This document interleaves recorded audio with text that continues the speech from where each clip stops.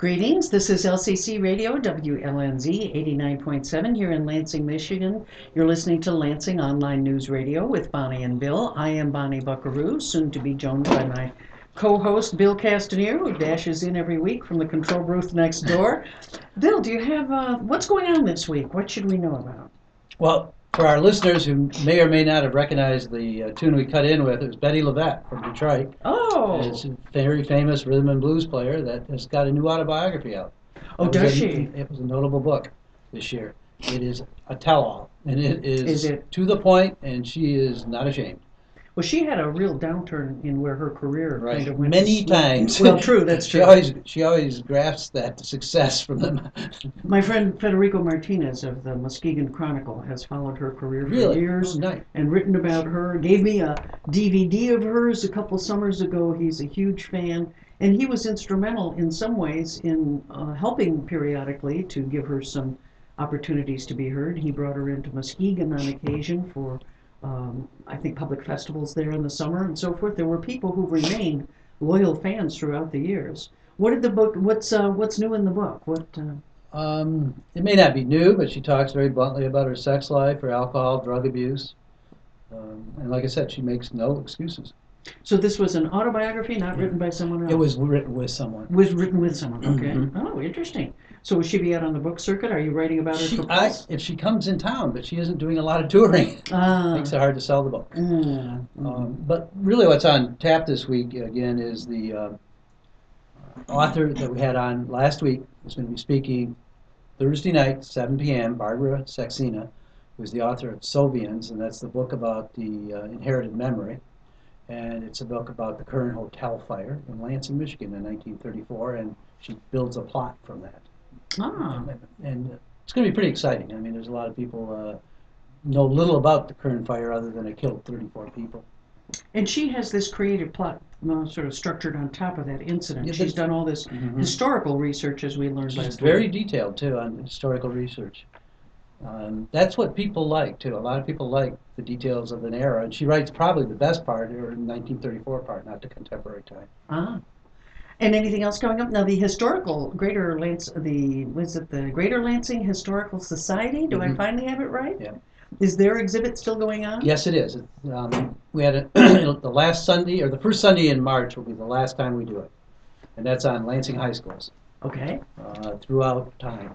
And we found a lot of interesting people, and we've gotten a lot of artifacts from it that people decided to give us. Wonderful, wonderful. But you know what I found that I'm going to put on display on Thursday are fire logs from 1927 and 1930, that show every fire call that the Lansing Fire Department went on, and they're sort of a secret into time. They're really amazing to look at. You told me that there's this sort of cigar flipper problem with awnings. With awnings, right? Several in a row. I don't know if it was... One guy? Yeah, one guy just being real ugly, but there was also lots of boys with matches. Well, yeah. No girls. Of course, but that's always what the arsonists say, isn't it? Is that they have to be boys with matches? Surprisingly. Some of these things sounded like big excuses. Or one was, kick the match under the bed and it lit. Oh, yeah, sure. Okay. Well, we're going to have an interesting show tonight. We're going to move first to talk with our author. We have been eager to have Dr. Joe Darden from Michigan State University return. He promised he'd come back when his book came out, and his book has just come out. It is called, read that title for me there. This is Detroit, Race Riots, Racial Conflicts, and Efforts to Bridge the Racial Divide. Efforts to Bridge the Racial Divide. It is Joe T. Darden and Richard W. Thomas. Tell me a little bit about your co-author. The co-author is a historian who had 20 or 30 years at Michigan State University. He is now retired. He moved to Ann Arbor, but he still does research because researchers and scholars cannot give it up. And so he continues to write. Just as I think the topic of the Detroit riot is something we can't give up. That is true. I mean, I think it has colored this state, for all the intervening decades.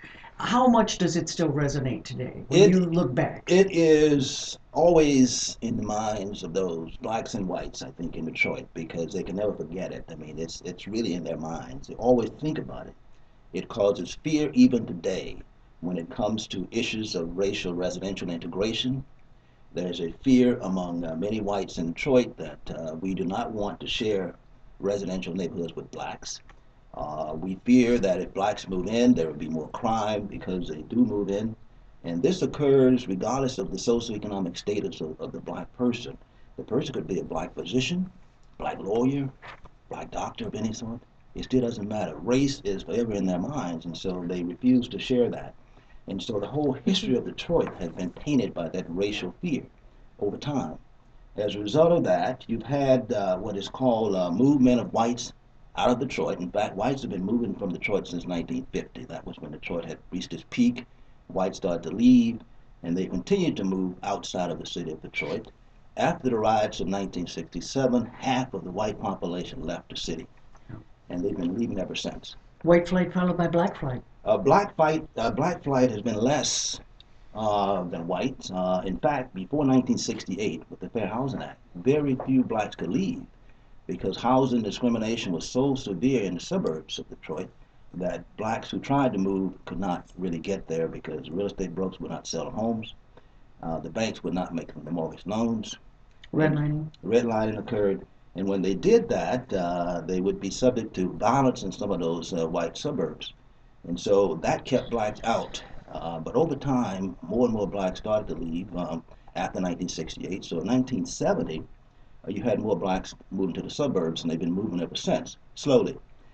In 2000, 2010, you've had a substantial percentage of blacks who left Detroit and moved to the suburbs. We now have what is arguably the blackest city in the United States in Detroit, right next to the county that happens to be among the whitest. So we see a resegregation of society since the 50s. I mean, we were moving in one direction, but it does seem that the riots played a role in that. The riots did play a role, but let's be a little bit clear, statistically speaking. In terms of residential segregation by race, it has been declining somewhat in metropolitan Detroit since 1970. In fact, it reached its peak, slowly going down. In fact, every decade it's been going down slowly, but it's very high, still so. But it has been declining, and that's a trend that has occurred throughout the United States. And I think that is in part due to the Housing Act, Fair Housing Act, along with fair housing centers such as the Metropolitan Detroit Fair Housing Center, which is very, very effective in testing these communities for discrimination and then filing lawsuits against them. And that has been very effective in opening up some of those suburbs that were heretofore closed to blacks. When we look at cities that haven't recovered, Newark was another city that had its riot, and it seems that Newark has many of the same problems that Detroit does. Was that a marker for cities that then had a harder time struggling with being able to get any kind of urban policy to be revitalized? I don't see any urban policy nowadays. I don't see programs for kids in the summer. When I was growing up, every year you expected the federal government to step in and say, you know, what's our urban policy? What are we going to do for kids in the summer? And we don't even hear that discussion anymore. You don't hear it, and there is a key thing that Richard Thomas and I put in the book, and that is that when you were there, there was not that demographic and socioeconomic imbalance, and I say that racially speaking.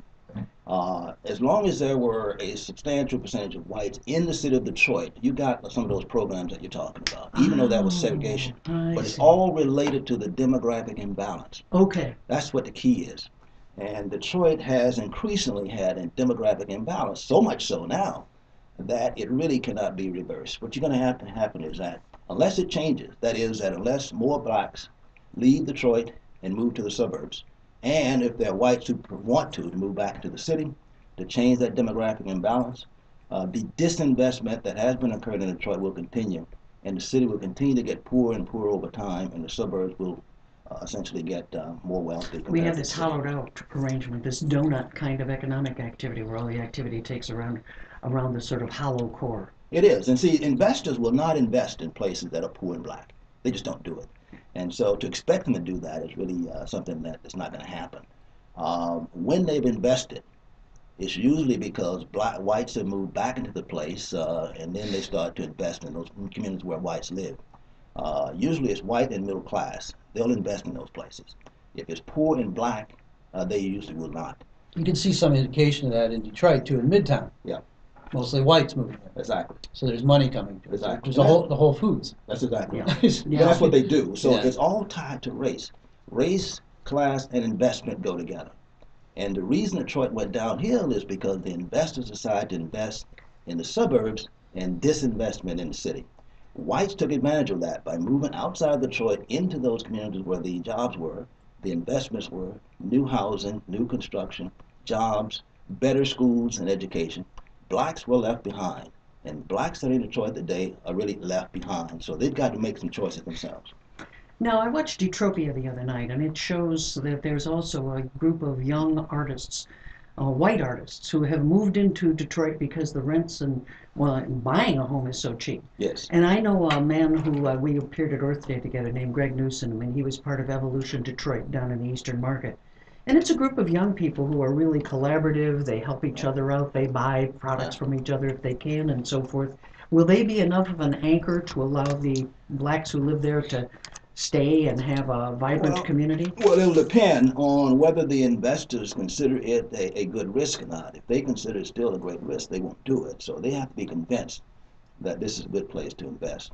Detroit's problem is lack of investment, no matter what you say about it. That's what it is. It's a lack of investment. Unless that investment can increase, poverty is going to continue, and there's no end in sight in terms of improvement. When we look at the bank's refusal to lend anymore and the problems that we've had, even though we've given them all that TARP funding, and they're still sitting on mountains of cash but unwilling. I mean, the business people are screaming, even people who've had solid businesses for years are having difficulty getting access to capital. It doesn't seem to me there's any likelihood that's going to turn around very quickly. It's not going to turn around, and if it does turn around, it's going to be spatially based. In other words, it'll be places that are less risky to invest, and that would be usually the suburbs. Places that are more riskier, like Detroit, will not get it. Another thing, too, the people assume sometimes that it is not expensive to live in Detroit. It's very expensive to live in Detroit because you don't get what you deserve with the rent you pay. Auto insurance, very expensive. I see. Taxes are high for the amount of services you get. So if you look at it in terms homeowners of what insurance too, homeowners insurance, everything is very expensive. So it's assuming that a person can rent somewhere else outside the city of Detroit, they may want to take advantage of that. Well, you were arguing earlier, and it's time for our great debate, you see, because Joe is arguing that people should be smart enough to look around, say, take a look at the communities that are growing, the ones that have opportunity, the ones with good schools, the ones with good jobs, and get out of Dodge. Go there. If it's in Texas, that's great. If it's in Maine, that's great. If it's in the burbs, that's great. I come from, and this is where I want to start this conversation, I think one of the worst things about modern economic capitalism is this idea that you're supposed to chase a buck all over the country. I watched friends leave to go to Las Vegas. Texas. Oh, it was going to be wonderful. It was the land of milk and honey. And 10 years later, they got stuck with a home there underwater. I mean, it seems to me there's a failure of capitalism to take care of people anywhere. And one of the things that at least you might have, if you stayed where you have family, is you might be able to have somebody to watch your kids. You might be able to have grandparents in the community. I think fractured families are so much a part of what's wrong. I know I'm supposed to be, part of the academic community. They're nomads. They go wherever they need to. And I've never been willing to leave this area. I love it here. I want to put down roots. I'm a roots person. Well, that's very good for you. See, there's nothing wrong with putting down roots as long as you get in what you need. I mean, so if a parent does not have a good a good school to send their kids, yeah. Those kids' opportunity will be very, very diminished over time. And so a parent has an obligation, I believe, to find the best school for their kids, wherever it might be located, and move there if you have to put your kid in that school. Or if you have the money, you can put them into a private school. But never let your kid go to a school that is failing and really not really competitive with other schools. That is a serious mistake. Isn't that how those schools get worse? Is that all the parents who can leave, and the parents who are disengaged are the only ones left, and then that's the reason those schools have problems? No, but the reason schools have problems is because the state differentially invests in those schools. Yes, that's true. Again, the state will differentially invest if there's a demographic imbalance. The state follows the same approach that private sector does. Yeah, they sure do, don't they? If it's a demographic imbalance, they'll disinvest in it. So in order for poor black families to really have any chance at an equal opportunity, they have to move to places that are already offering those opportunities. You can't expect the place to be essentially developed to an equal level if you're there. especially if we live in a place where that demographic imbalance is there. It's not going to happen. History has taught us that. We spent 40 years of, over 40 years of history in Detroit, and we found that no matter what they tried, as long as that demographic imbalance was not adjusted, they failed. And that's to be expected. This is LCC Radio, WLNZ 89.7 here in Lansing, Michigan. Joe, one of the things that I'm sure you're aware of, how controversial this statement's going to be about leave the city of Detroit. And what's your reaction to it? What are you going to tell people? What makes it different this time? Well, here's the thing. I view the situation in terms of choices. It's all a matter of choice. And a household has to exercise the choice that's best for them. They shouldn't have any kind of loyalty to the city of Detroit that they don't have for anything else. First loyalty is the family and taking care of them and doing what's best for them. If you can make sure that family improves by moving, there's nothing wrong with that.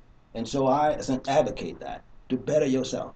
Now, the history is that those individuals who lived in Detroit before left Detroit. Most of them happen to be white middle class. They left. And when they left, there was nobody saying, look, why are you doing this? Why don't you stay and try to fix Detroit? Why are you leaving? They expected that to be the case. When blacks tried to do it back in the 1950s and 60s, the barriers were put there so many of them could not do it. After the barriers have been lifted somewhat, after the 68 Fair Housing Act, more blacks are moving. And so I think they're doing the right thing by moving as long as their kid is in a high achieving school. If Detroit offers high achieving schools, public safety, jobs, opportunities, I'd say, good, stay. But if they don't, you need to move to places where the opportunities exist. Now, many of the people in Detroit are people who came up from the South, and they came up for better opportunities. So that was the largest internal migration that's ever occurred in the country. Sure, that's what. And so what we found was that wages in the automobile industry began to become depressed in the 1950s as those white workers were replaced by black workers. And that was a nice form of a way to keep wages down, was by hiring more and more minorities as they moved north for the jobs in the factories. Unfortunately, that's always a downside, it seems, when you have new waves of immigrants come in. Wages can be kept lower. So, I mean, part of the challenge with capitalism, it seems to me, is so where would you say, if I am a person who used to be, the two routes out of poverty in the past were always military or factory. And both of those have really been sort of short-circuited. We don't have as many opportunities in the military nowadays, and we certainly don't have the factory jobs that we had. If I'm a person with a high school diploma from the city of Detroit, where could I move and do better? Well, it's going to be more difficult, obviously, because there are fewer opportunities. You may have to look at places far and wide. That is, some places outside, even outside the metro Detroit area, to places that are really hiring in that market. And there are places in the U.S. and some places where they do have jobs that are open to people who are just high school education. It's not easy, but you need to do that. In other words, you have to open up your sort of spatial place where you look. And don't be subjected just to your neighborhood where you live, friends telling you where job opportunities are. You have to spread that net much wider than that and see what exists out there. Why is it, though, that I think if you went to, say, Houston, Texas, and you're an African-American male, 18 years old with a high school diploma, and you say, I'm here from Detroit, and here's my diploma from a Detroit high school, the city already has such a negative reputation for its schools that you might be at the back of the line down there. There's that possibility, but if you are a good student and they give you an opportunity, you might be able to succeed. I think no matter where you go to school, you need to do your best. That is true, but you are limited to some extent when the school itself is a low achieving school, and that's the problem.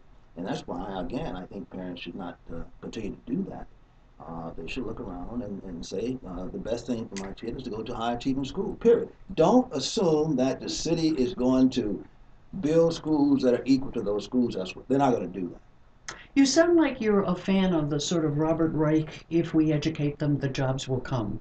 And that the key to success in the culture is being able to get a good education, preferably a college degree, yes, so that you'd have access to better jobs. Yes. The challenge is that the demographics and the Department of Commerce just recently released figures that show 7 out of 10 of all new jobs that will be created in the next decade are at poverty wages or below.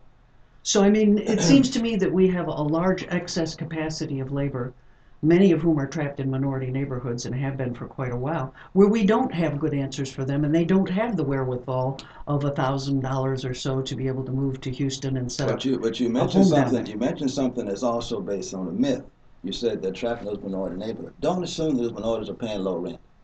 They're not, many of them. But Their rent that they pay matches the rent that whites are paying in the suburb. We've matched it. In this book, we've looked at places where blacks could pay the exact same rent and move to the suburbs, and they will get high achieving school, better neighborhood characteristics, all of those things. Don't assume, some people do, that if they're in Detroit, they're paying low rent. They're not. It's not low rent. It's that I still remember being profoundly poor. My first husband was a cancer patient for many years. I was sole support of the family without much in the way of academic credentials.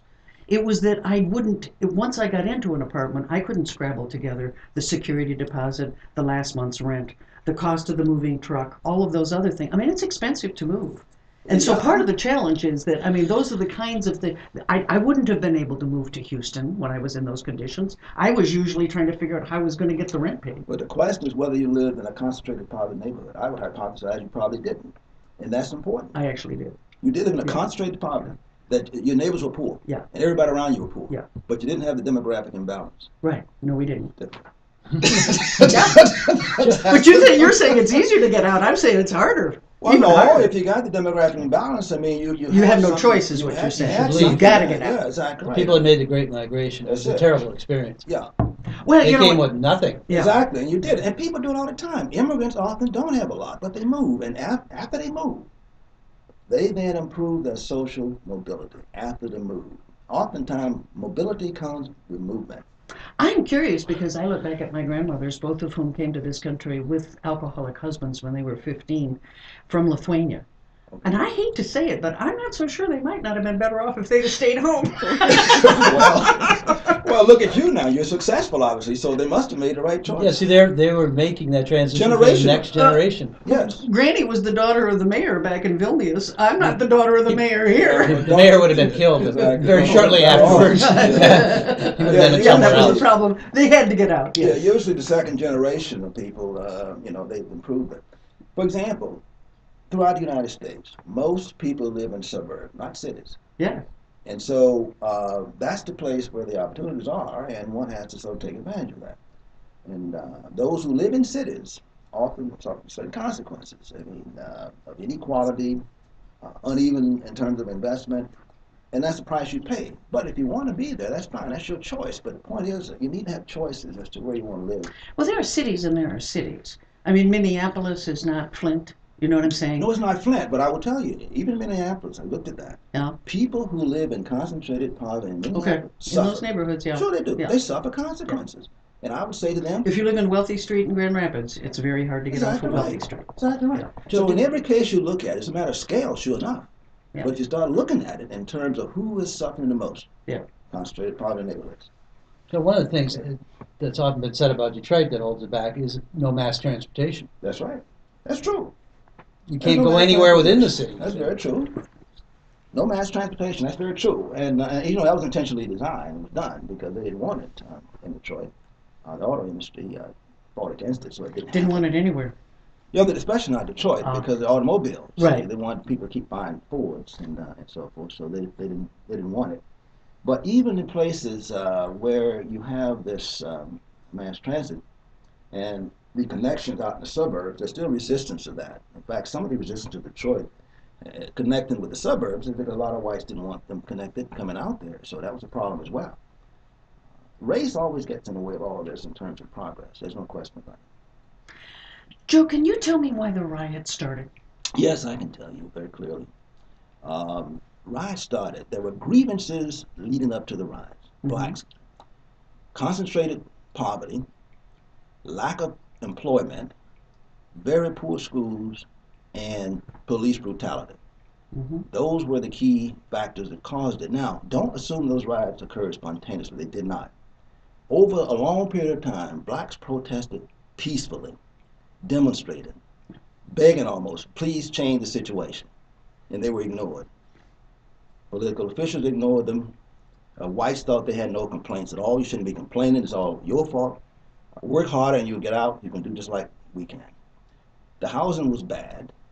And there was a color tax. We mean by blacks were paying more for poor quality housing than whites. And when they were paying the exact same rent, the quality of the housing occupied by whites was better than that of blacks. Blacks would look around at that relative deprivation and it would make them angry. They didn't like it. And they would also get discriminated against in terms of employment. So those factors led up to the rise. And so that July 23rd, 3 p.m., the police invaded the Blind Pig and arrested some blacks. As a result, it all started to happen. On the cover of this book is exactly where it happened. Yeah. This is 12th Street in Claremont. Yeah. Exactly where it all started. Yeah. And it lasted for a week. 43 people were dead, mostly blacks. Millions of dollars in terms of damages. And blacks and whites never got over that. Essentially, that was that racial divide that will never heal, because it's always a reminder that you can't live next to those blacks because this is what they might do. My brother-in-law was in the National Guard at the time, my first husband's brother, and he says that he saw fellow guardsmen shoot people and throw them on bonfires that were never recorded. He doesn't believe.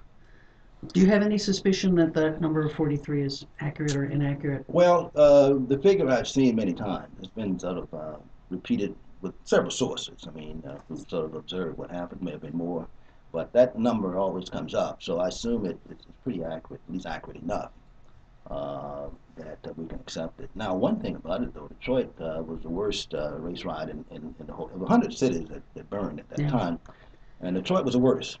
Lyndon Johnson was so bad. Lyndon Johnson said, "Look, I will never forget it. It's always etched in my memory.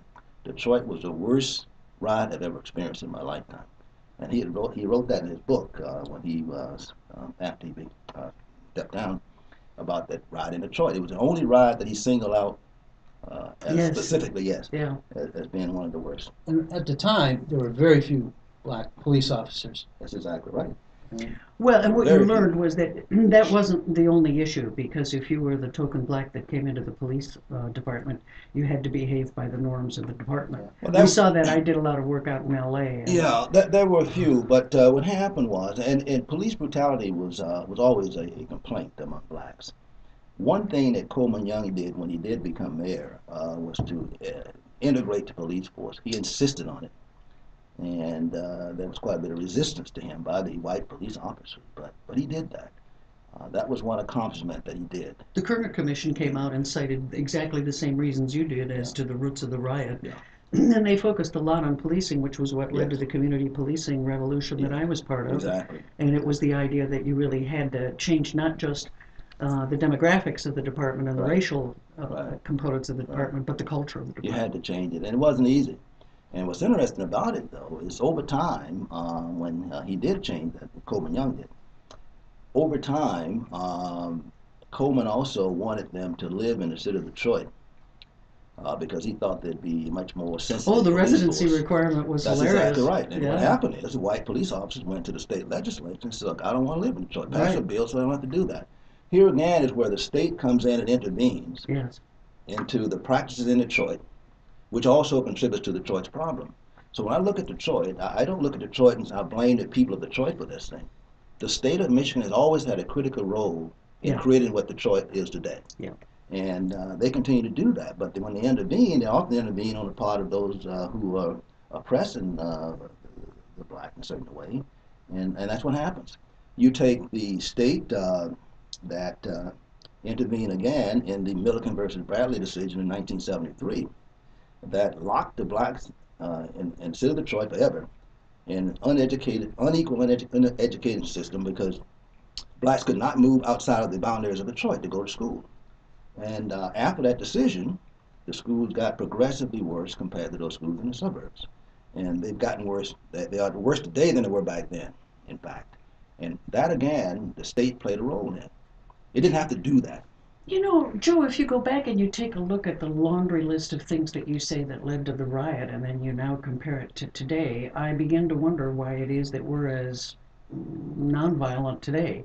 I mean, we take a look at the emergency manager going into Detroit, and when you talk about the role of the state, people said very clearly at the ballot box, no emergency managers. Right.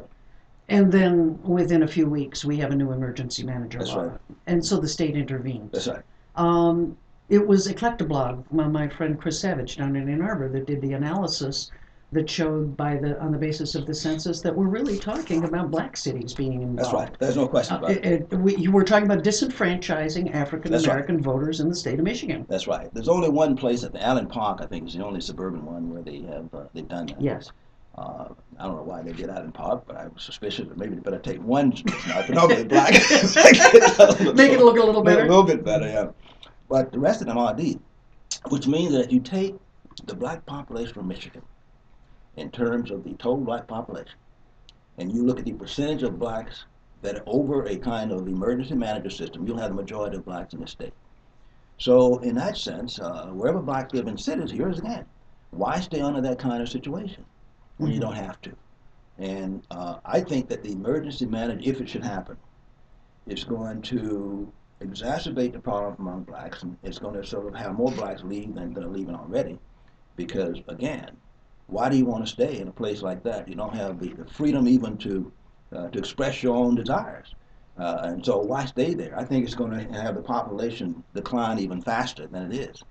So I don't think it's going to be a remedy. The remedy for Detroit has to be, again, investment. If you don't get that, nothing's going to happen. This is LCC Radio, WLNZ 89.7. We're talking with Dr. Joe Darden of Michigan State University about his new book on Detroit and race and the riots and the legacy that we're dealing with. Well, one of the things we point to as a success, though, is people like Dan Gilbert investing greatly in Detroit. He's the owner of the Cleveland Cavaliers for a sports team, but also owner of Quicken Loan. Yeah. But we'd need 100 billionaires like exactly. that. I mean, we tend to point out, look what he's doing, isn't it great? Yeah. Which maybe is, but we need 100 more. And where do you get 100 more Dan Gilberts? Yeah, you're not going to get them. I don't know Dan's motives either. I mean, it is unusual. It's an exception to the rule on that. But you're right. It would take quite a few for that to be the case. What do you think about the plan to, in essence, try to shrink the city? They're trying to shrink Flint. They're trying to shrink Detroit.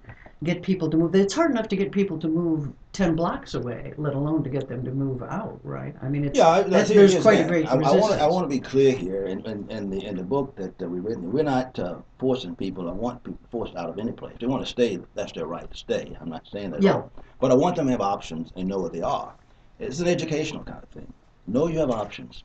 And I want to show them the benefits of moving. If they still want to stay, that's still their choice. And so that's how this should be interpreted in that way. When I talk about moving, I'm merely saying if you want to move, here are your options. Would that be a solution to part of Detroit's problem, though, if they could shrink people down to more manageable sized neighborhoods? I don't think it would be the solution. As I said before, and I go back to it again, the only solution for Detroit is investment. And if it doesn't get that, no matter how you shrink it down, you're still going to have poverty. You can have poverty in a more densely populated area, poverty widespread. It's still poverty. Yeah. And so you have to have investment. You're right. So have to have investment. And they're not going to get that. So anybody who's trying to give a solution to Detroit, if they don't talk about investment, then I ignore it. So that's really one of the questions to ask the governor when he looks at the city's financial statements tomorrow and the next day. Where's the investment formula on the end of this? Exactly right. Because he has influence, by the way. The governor has influence. And the governor could say, look, I want to make sure that investors invest in Detroit. He could do that. Yeah. See? And if he doesn't come and say, I'm going to do that, I question whether what he wants to do is really the case. Yeah. We've watched the power and the money leak out from Detroit, from the southeast side of Michigan to the west of Michigan. Yeah. And it's made a difference in the power balance in the state. Sure. And we've seen the kind of redistricting that's taken place and some of the things that are on the agenda for possibly changing laws in Michigan to make voting even more restrictive. Yeah. Is that a danger overall for any opportunities for? Yeah, clearly it is. It's always a danger when you try to make voting more restrictive. We should be facilitating it, making it more easier for people to vote. And so whenever there's an attempt to reduce the chances of people voting, I have a problem with that because you're limiting choices again. See, the only choice that people in Detroit and other poor areas have, usually have the choice to vote. They have the power to do that. That's theirs. Or they have a choice to move. That's the only decision they can make. Yeah. Nothing else. And so they can exercise those two, and that's it. There's nothing else they can do. They can't rebuild the city. I mean, they can't make the politician do it, but they can do those two things. that's in their hands. I mean, they can make those decisions. It was very interesting here in Lansing when we had quite a robust community policing experiment. One of the most popular community policing officers decided that the real problem in his neighborhood, because it was a poor neighborhood, significant number of minorities in the neighborhood, was that they had to vote in higher numbers. So he began organizing a voter registration drive. And boy, he was told in no uncertain terms, the word came down from the mayor to the police chief to him in the neighborhood that you were not to be organizing any voter registration drives. Oh, boy. And I found that quite interesting for a country that professes to think that the vote is sacred and the vote is wonderful. You know, I just really don't think that would have been a problem if he'd been doing it in Okemos. I think you're right. Sure. So nothing ever changes, though, in that score. I mean, it's a battle I thought we had won. No, we haven't won that one. It's a continuous battle, and we have to never forget that. It's a struggle, and it continues. And I don't think it's going to end anytime soon. But consciousness has to be there. People have to be aware of that. Don't assume that everything's all right. And that's what I worry about with the younger generation now. They don't have that sense of history and the sense of struggle. And since they don't have it, they oftentimes let things go by without really questioning those things or trying to do something about them. And that's unfortunate. Part of the reason, I guess, is the older generation is not really educated into that point. And that's a perfect segue to bring in Rena Risper. That. There's Rena Risper, who is the publisher of the New Citizens Press. And she works on anti-violence initiatives here in Lansing, and one of her main outreaches is to young people and say you need to understand the tradition you come from, and you need to understand the world as it is. And let's bring you into the conversation. What can we do to galvanize this generation? It's really interesting, and I'm really, really, really grateful to have an opportunity to just sit here and all I could say is marinate in a conversation that is sociologically correct for me. The reason why we don't know is because we're not talking. The reason why we don't know is because we can't pay you $5,000 to come and talk to us, because we might only get 25 people to come and to see you. I understand. And then once we get the 25 people together, there will be at least 10 of us who are first generation Americans.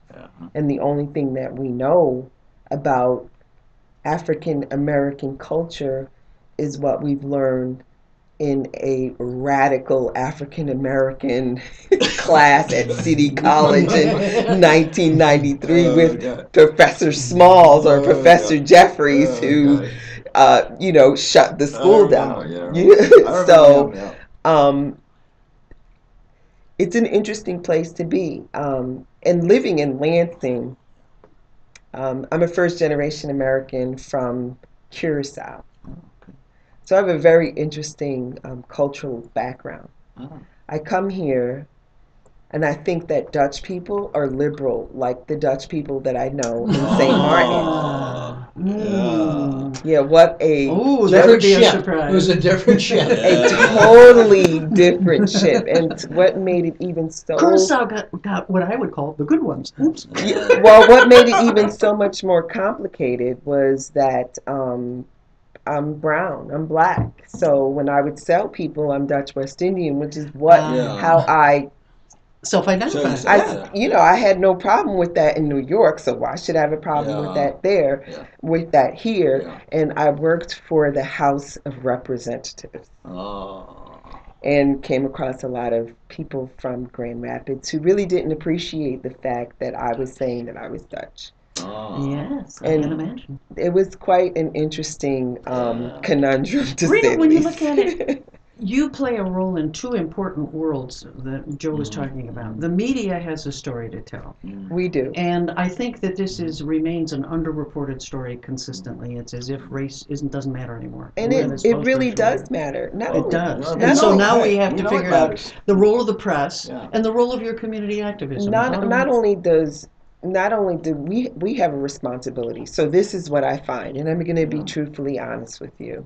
We have individuals in the community that I call entrenched African Americans, and they do not want to help you succeed They don't want to give you any information.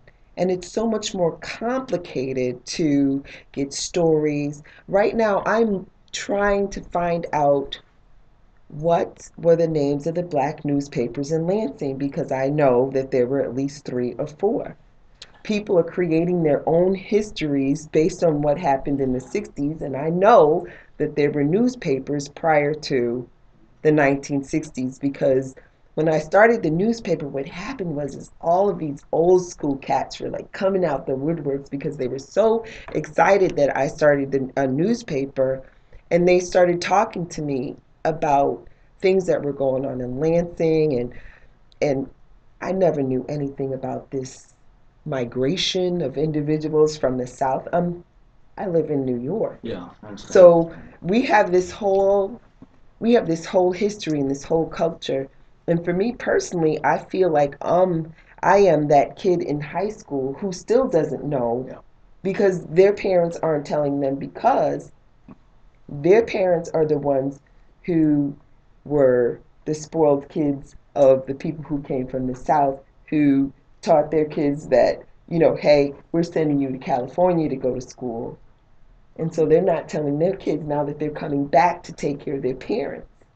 So we have this big whoosh hole where the educational system is not teaching about that migration from the South. They're not teaching, and I was trying to explain to someone about Motown. I said, well, I don't really know much about Motown. Tell me about it. And the woman actually got offended that I didn't know much about Motown. And this is one of the problems that we have is that, we have to continually educate ourselves and educate each other because as populations come in, we're all going to be absorb each other. We're all going to absorb each other at some point. But somebody needs to continually educate people who don't know, who are black, about what happened in Detroit. I'm sitting here totally riveted looking at the book like, I got to get that book. You need to get the But book. see, no one, who gives out a reading list? Oh, I don't know. I mean, but this is something, this is realistic. We But want Joe, people. what role did the black press play? Gee, the black press was key. There's no question about it. The black press was the key in terms of blacks knowing where opportunities were, and the black press was sort of that passed them out to the black press, and they would look at those opportunities and say, I'm going to move. Oh, There are absolutely. jobs in Michigan, so I'm going to leave Mississippi. I'm going to leave Alabama, and I'm going to go to the Ford plant for that job. Many of them came because of that. Or Absolutely. Chicago. The Chicago Defender, That's what they did. the Exactly Pittsburgh right. Courier. Pittsburgh Courier, where I used to live in Pittsburgh. And a lot of the migration, like, when you come here and you look at Michigan and you're like, what were black people doing up there? Mm-hmm. The Chicago Defender would have That's advertisements very true. to buy property In Baldwin. in Baldwin. This is right. And see, the Brotherhood of Sleeping Car Porters, I mean, they traveled all over the country, and even into Canada they were traveling, so they went all over the place. And they would pass out the newspaper, exactly. especially after, when you talk about how you have individuals who try to stop the progress. The Chicago Defender, they just went to the porters. Yeah. And they paid the porters, and the porters threw them off the side of the train. The black press has been incredibly rich, but when I look at the black press today, I see things like the Michigan Chronicle sometimes endorsing for governor people that somewhat surprise me. Yeah. And you have to wonder, is it more about class than race now? Because the Chronicle endorses candidates, GOP candidates, that I just don't think in the old days that wouldn't have been part of their mission. What's happened to the black press in this digital age? Well, what happened is that once the press sort of integrated to some extent, and that you had black writers who couldn't work for those press. It was white, right? Yeah.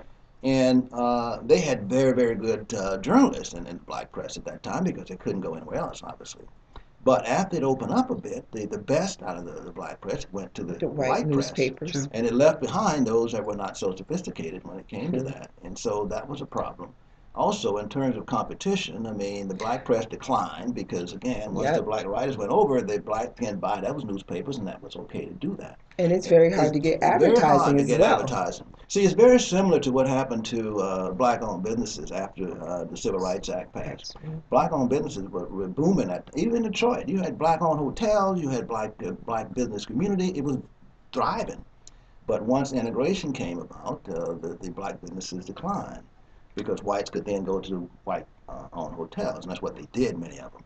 And so it declined all over the country. That's what happened. This is LCC Radio, WLNZ 89.7 here in Lansing, Michigan. It's the same thing we saw with women. You know, women taught, right? Because you could be a nurse, you could be a teacher. And so terribly talented women taught because those were the only opportunities they had. When women liberated and had more job opportunities, all of a sudden you didn't have that pool of talented people trapped in one career category. That's right. They open up a bit and went elsewhere. Is there a purpose, modern day purpose, for black newspapers? Oh, absolutely. Oh, absolutely. I believe that a lot of the stories that need to be told are only going to be told through the black perspective, whatever that definition is. And I think that geographically, sometimes that changes. Like, I just found out when I went to St. Martin that my family used to own a newspaper in the Caribbean.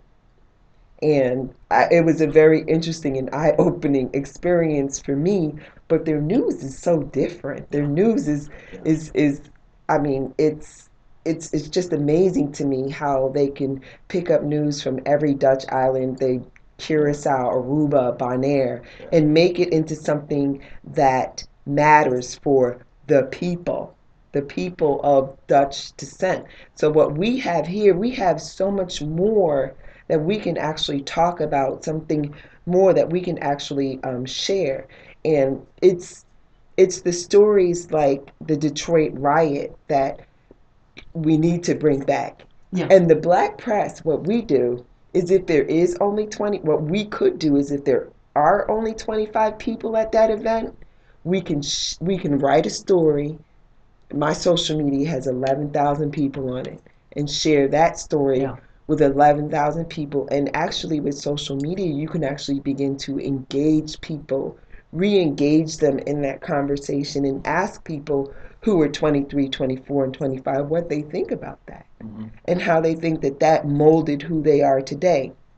And not only can we do that, but we can also get more disenfranchised groups to understand that we don't need to fight against one another because we're all in the same boat. The Mexican Americans and the African Americans, let us all come together and try to figure out what we're going to do as one large group to, move forward, instead of just being in this place where we're just, trying to figure out what's going on in our communities, how are we going to make money, being so separated. Same thing that happened to the African Americans happened to the Mexican Americans. Most of them don't. I would say I speak more Spanish than most of the Mexican Americans I know here in the Lansing area. So I think that culture has a lot to do with it as well. I'm oftentimes accused of not being black enough, but it's another issue, isn't it? I see Joel saying, and my thing is what there's a certain president I remember that exactly suffers from some of the same problems. I'm like, what exactly does that mean? How much of the past can I continue to write about without bringing it forward into the future? Yeah. I mean, that's a problem that we have. Don't worry about the not black enough point. That's a trust factor. It's all based on a trust. See, people don't trust you, and they'll say you're not black enough. Once they do trust you, they dismiss that. So that's what it's usually people who look like me and who also own newspapers who tell me I'm not black enough. Yeah, but that's because they. But most of I have a broad-based readership, and we're now delivering in Charlotte and moving a massive amount of newspapers in Charlotte. Good. Leslie, Dansville, Holt, Okemos. So there's some readers out there. Huh? Oh, and my thing is, I think people are just curious. Good. I think people want to know what's going on. One of the things that worries me is this, we see Black History Month, and a lot of it, I understand the reason you want a lot of it to be inspirational and aspirational. and famous figures and looking forward. But I see a book like yours saying, let's look back and see the roots of some continuing problems. Yeah. The riot, and to be honest about it, is something that I don't think we've ever talked about in Michigan. We put it into the past as rapidly as possible. We haven't really explored in a coherent way very often what really that's done to us. Yeah, and it needs to be looked at. The healing, so-called, it hasn't been done. I mean, this thing was very painful. There's no question about it. Yeah. And the impact is still there, still being felt. It really is. I worked with a woman whose family lived in, I don't know, they had Indian in the name of it, Indian Estates. Indian Village. Indian Village, okay. Yes. And she said immediately after that, her parents said, we're out of here. Well, I mean, that's there it. it is. You know, Exactly. pull it up quick. We're gone. It was very quick. That's sure. And she said she was just stunned. Like, why would we do that? Exactly. And she And said see, that the was interesting thing about it, see, most whites in Detroit just, they couldn't believe, what are they complaining about? Right. You know, they couldn't understand what these blacks complaining about. I see the same thing today, don't you? Yeah, I see the same thing today. I mean, the reason it makes me a little uncomfortable is that now you add in social media and a few cell phones, and it seems to me we could have another long hot summer. Yeah, well. Yeah, we probably could have another long hot summer. And I don't think you're going to get it. You know, that question comes up a lot. Why not another hot summer? I don't think you're going to have it for this reason. See, the thing that the mistake whites made in Detroit when it happened was that they didn't listen to what blacks were really complaining about. See, and I think now, there'll be a little bit more listening to what's going on with that. As long as blacks know you're listening and you're planning to do something, I think that will not happen. Really? You think that they think white culture is listening? Well, I don't think that it's just white culture, but the fact that Obama is president has really changed a lot of things. In fact, I looked at the Gallup polls not too long ago in terms of expectations about the future. Do you think it's going to be a good future for you?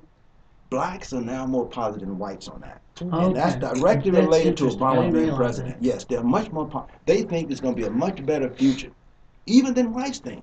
Because some whites, as a result of Obama being president, are more negative image. I mean, they really do. They see this as a step backward. Right. Exactly right. Yeah. And so that things are changing. So as long as blacks can say, look, it's going to be a better future for me, they won't do the rioting. They were hopeless in Detroit. I mean, they thought, geez, no hope here. Yeah. That makes a difference. Okay, so this is my take on the whole thing. I think that we have become more of a singular society. So what we're seeing is now not more of the riot mentality, but the individual vengeance mentality, where I'm going to just do this, I'm going to do it, I'm going to try to attack as many people as I can and just be done with it. The mass killer idea? Regardless, well, I'm not sure if that has a race component much. I think that it does in a way. Okay. And I think that we just had one. And if he was able to get away with it. You mean the police guy out in L.A.? I think that was an exception, but I don't know. I don't know if that was an exception. Well, then it's going to be an uncomfortable future. The reason why I don't know if it's an exception only because I am aware that we have so many unsolved murders, especially in cities that have very large populations. We have murders occurring every single day. And in my opinion, there is at least 2 or 3 serial killers within those cities that have just not been found as of yet. I don't think the problem, though, really, Rena, and when you look at the rates of violence in a lot of urban areas, it really isn't unknown serial killers operating. It's the fact on any given night, you have a lot of young people who are armed and who don't have much of a stake in a future. And that's a real problem. It's a real problem. And you know that most of the people who get killed, they know the person who did it. Yes. And they have some relationship with them. Yeah. And that's on any given night, it could have been the reverse. Exactly right. I mean, so it's not a stranger type thing. Very seldom do you get killed with strangers. These people know each other. Yeah. See, I beg to differ all the way around on that one. I really do. I beg to differ. I mean, I'm not saying that all of them are, but I just have a feeling. Give the example of the California we just mentioned. That he knew those people. I mean, but he did know those people. Yes. This is what I'm saying, that it's going to be a more individualized attack on people for the things that other people think that they are either owed or things that are being done to them. And that's When you look at the dynamics of what is going on in Chicago right now, Detroit has a real problem, an equal problem in some ways to what Chicago is facing. It's part of the dynamic that makes it so difficult, Joe, to get investment in the city. I know that years ago there was a group trying to bring people into Detroit in investment, and they would say, well, tell us, is it safe now? Sure, they're going to say that. Of course, they're going to say that. Oh, so part of the challenge, it seems to me, for the press becomes sort of a chamber of commerce, kind of tell us the good news about the city. We don't want to hear anything bad. They don't do the kinds of investigative pieces that they might have in the past. It's always trying to put a gloss on things to try to improve investment. But if the press isn't a watchdog, then things don't get solved. No, the press need to do its job and tell the truth. That's all. I mean, that's all you can expect them to do. And oftentimes they don't do it, but that's what you expect. I expect nothing else than tell the truth.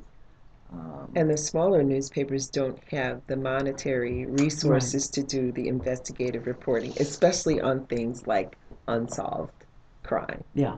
I mean, I think that, you know, if we did have this opportunity to look at it, whether it's one gang, to me that's still if they're going in and they're doing home invasions and they're hurting and killing people, to me that's like a individualized, especially if you're targeting white areas or you know people who have more economic resources than you do, because we become more of a segregated society. They're still taking from someone that they think has more than they do. Well, when you look at the underlying dynamics of that kind of homicidal violence, the motivations vary all over the map. You're talking about everything from sexual status to domestic violence. Oh my goodness, it can be just. I was just fascinated the other day, though, to realize that in South Africa, armed as they are, they have a murder rate 6 times what we do. It's quite high. Yeah, it's quite high. I worry about where our rate is. And a lot of guns, too, in South Africa. You know, you watched that pattern occur in the United States, Joe, where we went up to a high of almost 23,000 homicides a year in the early 1980s, and it's now declined back down to 16, 17, but we're climbing up again. We're climbing up again. Now, back in the 80s, that was all, it was drug related. Yeah. I mean, that's what happened. Right. I mean, Shake out of the drug markets. Exactly right. And so it went down because, one, demographics again. Demographics are very critical here. A lot of those crimes occur disproportionately to that young age group. Right. Impulsive males. Exactly that's right. And so there's a problem. Crime and gender go together so much. If we didn't have these men, some of them, we'd be all right. But see, those men cause most of those doggone crimes. So glad to hear you testify when I say that. It's true. I'm one of those bitchy feminists. No, it's true. There's no other correlation as strong as that gender and crime. Nothing. I know. And so you have to look at it. I mean, it's real. Joe, if you could be, heaven forbid, but if you could be mayor for a day or a month or a year. Oh, Detroit, yeah. Or had to be the financial manager, what would be some of your priorities to take a shot at this? No, if I were financial manager, again, I know that by essentially cutting austerity, that's not going to grow the place. Right. It's going to make it worse. Why? Because you're going to lose some other taxpayers. The ones that have most are going to leave. Why shouldn't they? They're going to leave. And so you're going to put the easiest way to push them out is to have this financial manager who's going to tighten the screws, start laying people off, reducing the employment of these people, raising the if they're going to raise it because they got to have the roast. Services are poor. They won't have enough in terms of picking up the garbage. People are going to leave. And so as long as you know you got to compete with these other municipalities out there, you have to be very careful about that. So what I would try to do is make my city become competitive. So we can offer you something you can't get anywhere else. You come to us, and I would create that in this city, and that would bring people into it, and that's going to grow the city. That's the approach to take. If you're going to bring in a financial manager, that person should be doing that, not restructuring the city by laying people off. There was hope that Detroit was going to be, because of so much vacant land, learn how to feed itself, but instead it appears that they're going to just plant trees. You can't raise money by planting trees. I mean, no. Again, that's the point. That's why I question that whole approach to things. I really do. I question that. I know. I've been talking with Malik Yakini, and he has a lot of interesting ideas about what he would like to see happen down in Detroit. There's some very creative, talented people down there. I'm hoping that what we find is that the press and the activists and the scholars and the historians all come together and really do hold yet again another concerted conversation about how we make the most of the wonderful city that we have. I think we Detroit's just played need a to have unique kind of role. like a. I was watching this movie about Betty Shabazz. Oh, I'm sorry. We have to thank you very much for listening. You're We'll be quite back. welcome. I will get Rita back. Maybe we'll even get her back next Monday. Awesome. Thank you very much. This is Lansing Online News Radio. Looking forward to seeing you next Monday night at 7. This is LCC Radio, WLNZ 89.7 here in Lansing, Michigan. To go. Thank you. Nice to have met you. I heard you.